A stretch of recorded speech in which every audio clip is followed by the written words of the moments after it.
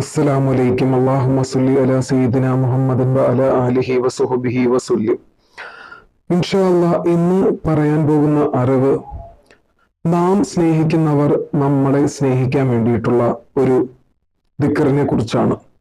രണ്ട് ദിക്റുകളെ കുറിച്ചാണ്.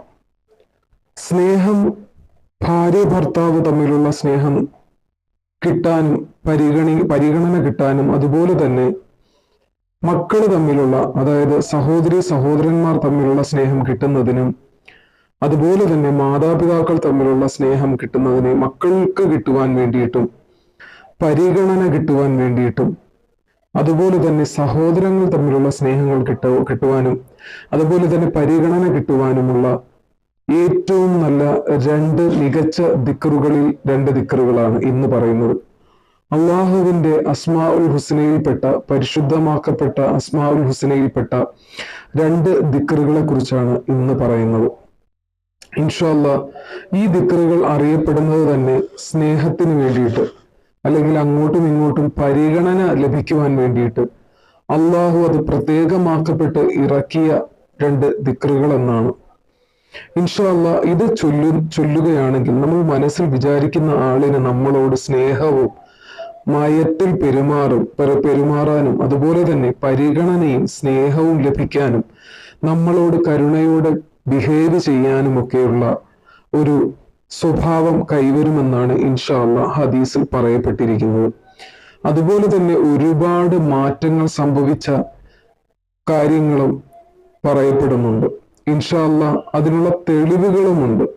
ചൊല്ലിയവർ വളരെ സന്തോഷത്തോടു കൂടി, അതുവരെ ബന്ധം പിരിഞ്ഞിരുന്നവരായിരിക്കണം, അതുപോലെ സന്തോഷത്തോടു കൂടി ഒന്നിച്ചു ചേർന്നവർ പിന്നീട് ആ അനുഭവങ്ങൾ അറിയിച്ചത്.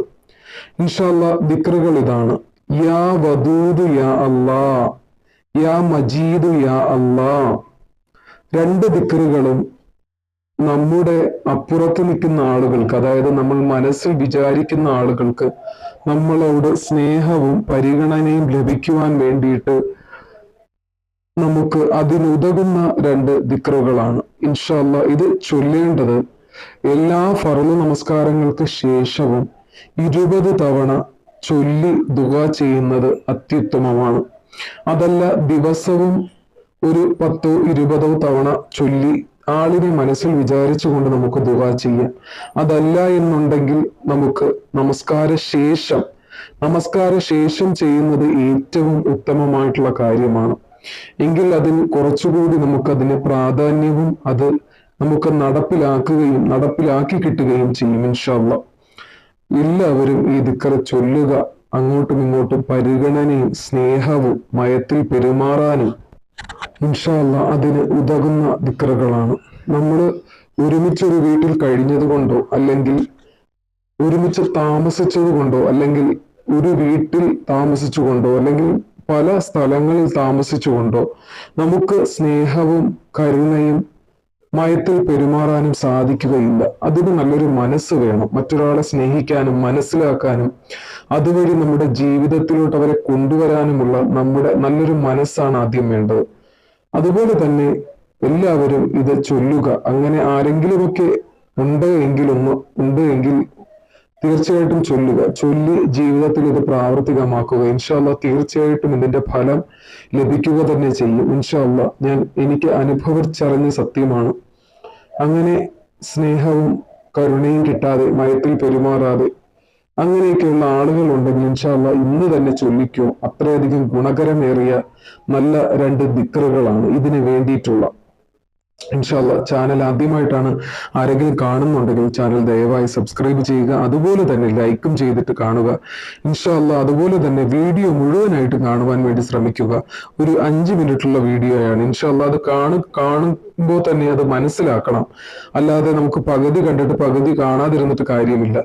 നമുക്ക് ജീവിതത്തിൽ അത് ഉടനീളം വേണമെന്നുണ്ടെങ്കിൽ തീർച്ചയായിട്ടും മുഴുവൻ വീഡിയോയും നമുക്ക് കണ്ടാൽ മാത്രമേ അത് മനസ്സിലാക്കാൻ, ജീവിതത്തിൽ പ്രാവർത്തികമാക്കാൻ വേണ്ടിയിട്ട് സാധിക്കുകയുള്ളൂ.